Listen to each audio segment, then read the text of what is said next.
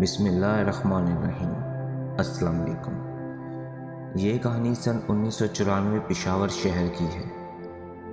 پشاور میں دو بھائی رہتے تھے۔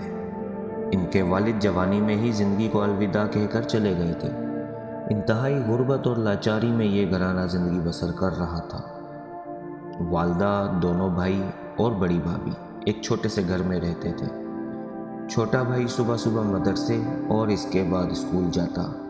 بڑا بھائی چونکہ گھر میں کوئی کمانے والا نہیں تھا، وہ صبح اذان سے بھی پہلے منڈی جاتا اور جا کر محنت مزدوری کرتا۔ وقت یوں گزرتا گیا۔ شہر کے بہترین کالجز میں چھوٹے بھائی کو اچھی تعلیم دلوائی اور خود منڈیوں میں مشکل سے مشکل کام کرتا رہا۔ بھائی کو بہتر تعلیم دلانے کے لیے شام کو بھی وہ پشاور کے کارخانوں میں لوڈنگ کا کام کیا کرتا۔ تعلیم مکمل کرنے کے بعد چھوٹے بھائی کو ایک اچھی نوکری ملی۔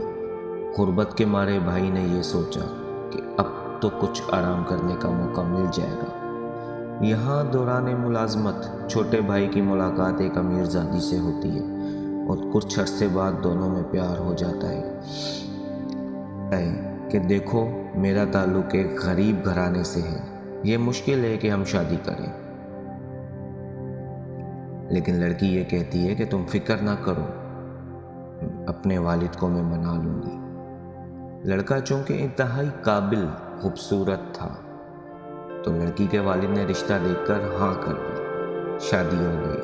کچھ دن تو اچھے گزرے، لیکن لڑکی اس کے غریب ماں، بھائی اور بھابھی کو پسند نہیں کرتی تھی۔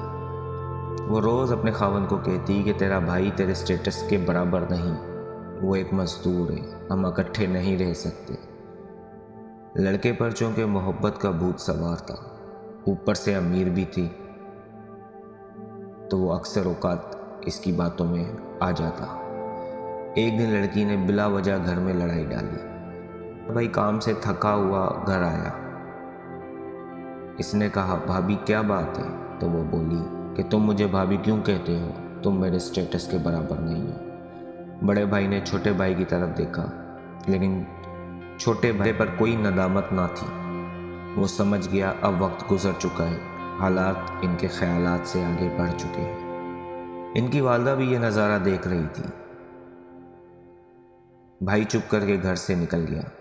رات کو جب گھر واپس آیا تو ماں نے اسے بتایا کہ تیرا بھائی اور اس کی بیوی یہاں سے جا چکے ہیں، یہ دونوں میاں بیوی اپنے مالدار سسر کے گھر گئے ہیں۔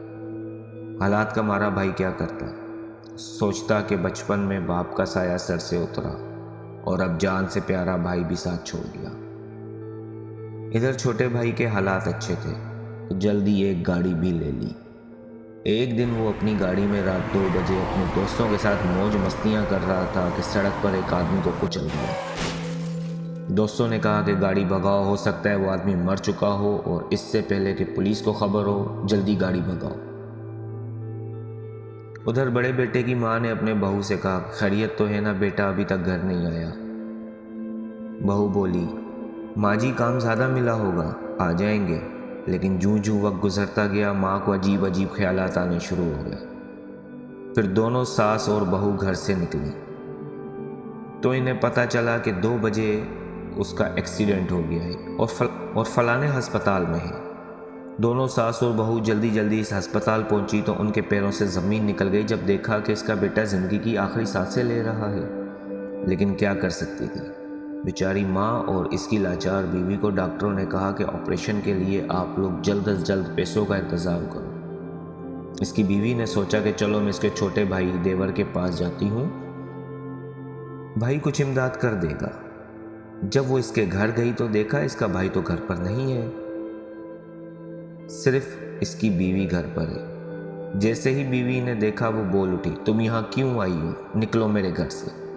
وہ بولی، میرے شوہر کا ایکسیڈنٹ ہو چکا ہے، ایمرجنسی آپریشن کرنا ہے، کچھ پیسوں کی ضرورت ہے، ذرا اپنے شوہر کو بتا دو، کیونکہ وہ تو اس کا سگا بھائی ہے۔ لیکن اس ظالم عورت نے کچھ سننے کے بجائے اسے دھکے دے کر گھر سے باہر نکال دیا۔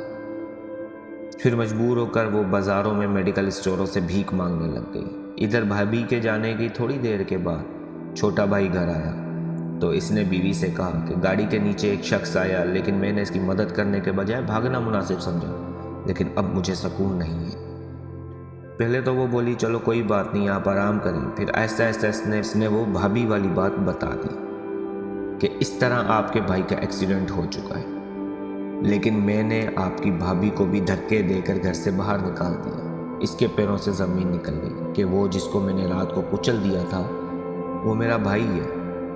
वो भागता भागता अस्पताल पहुंचा, लेकिन वक्त इनके हाथ से निकल चुका था। इसका भाई जिंदगी को अलविदा कह चुका था। जैसे ही दरवाजे पर आया तो इसकी माँ ने उसे धक्के देकर बाहर निकाल दिया कि अब मुझे तेरी कोई ज़रूरत नहीं है, चले जाओ। इतने में एक डॉक्टर एक ख़त लेकर आया जिसमें इसकी वसीयत थी कि डॉक्टर साहब, मेरे जिस्म को की जो औज़ा काम करने वाले हैं, मेरे मरने के बाद मेरे जिस्म से निकाल कर बेचो और वो पैसे मेरी माँ को दे दो, क्योंकि डॉक्टर साहब मुझे पता है कि मेरी माँ के पास कफन के लिए भी पैसे नहीं हैं। बहुत सी दुआओं के साथ इजाज़त दीजिए। अल्लाह हाफिज़।